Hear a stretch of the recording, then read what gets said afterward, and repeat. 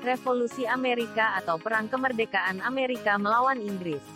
Perang ini berlangsung selama 18 tahun lamanya dari tahun 1765 hingga 1783. Tujuan revolusi ini adalah memerdekakan ke-13 koloni Inggris di Amerika dari kekuasaan Raja Inggris dan membentuk suatu negara baru di benua Amerika.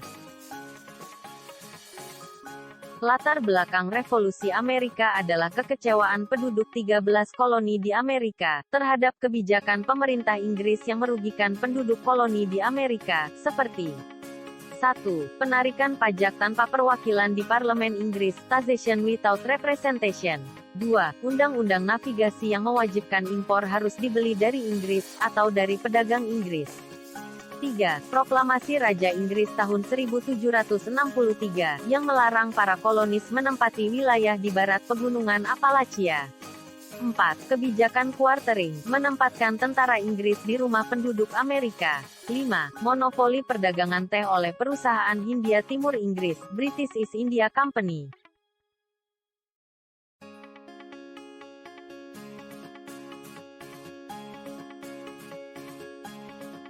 Sejak ditemukannya pada 1492, benua Amerika menarik begitu banyak bangsa di Eropa untuk membangun koloninya.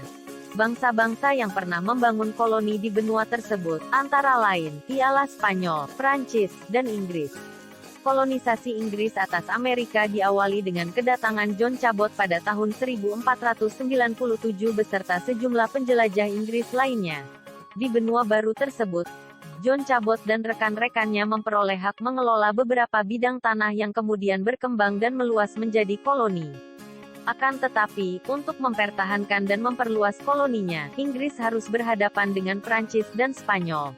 Peperangan yang paling berat terjadi adalah ketika melawan Prancis. Setelah mengalami kesulitan keuangan akibat Perang Laut 7 tahun melawan Prancis, Inggris mulai memperkuat pengaruhnya terhadap daerah koloni.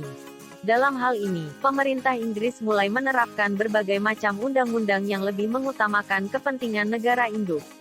Pada tahun 1763, daerah-daerah di Amerika yang menjadi wilayah kekuasaan Inggris telah mencapai 13 koloni yang memiliki pemerintahan sendiri.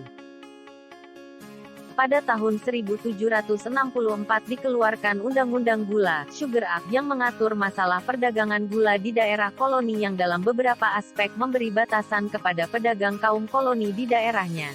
Melalui undang-undang itu Inggris akan memperoleh masukan dari pajak dan bea cukai perdagangan gula. Pada tahun yang sama Parlemen Inggris juga mengesahkan Undang-Undang Keuangan, Currency Act, yang melarang daerah koloni mencetak uang sendiri. Kedua undang-undang tersebut menimbulkan kemarahan kaum kolonis terutama para pedagang.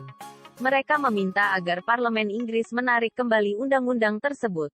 Penduduk di daerah koloni memboikot untuk tidak membeli semua barang buatan Inggris sebelum parlemen mencabut putusannya.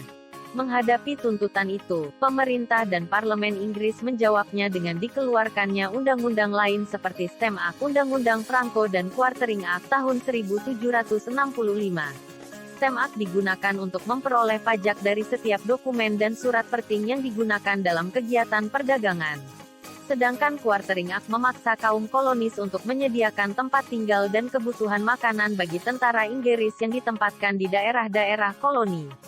Kaum kolonis menentang konsep Parlemen Inggris yang merasa mewakili kaum kolonis Amerika.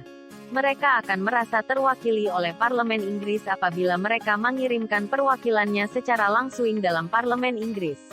Perlawanan terhadap Inggris ditandai dengan gerakan organisasi rahasia yang tersebar di perkotaan. Akibatnya timbullah konflik antara kepentingan daerah koloni dan negara induk. Konflik ini akhirnya memuncak dan menjadi sebuah revolusi.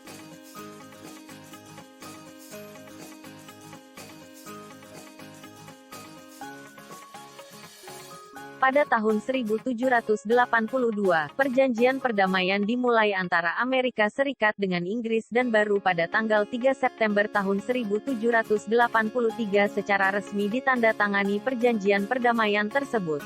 Hasil perjanjian Paris tahun 1783 berisi tentang pengakuan Inggris terhadap kemerdekaan dan kedaulatan ke-13 koloni menjadi negara merdeka yaitu Amerika Serikat.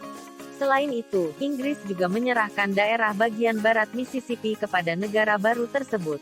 Sesudah peperangan berakhir, Kongres Amerika kemudian mengusulkan agar 13 negara bagian menyerahkan kembali hak milik kaum moderat royalis yang dulu pro terhadap Inggris yang selama peperangan disita oleh kaum milisi. Pasca perang negara baru ini mulai berkonsentrasi untuk menyusun pemerintahan nasional yang dapat menaungi seluruh aspirasi rakyat Amerika.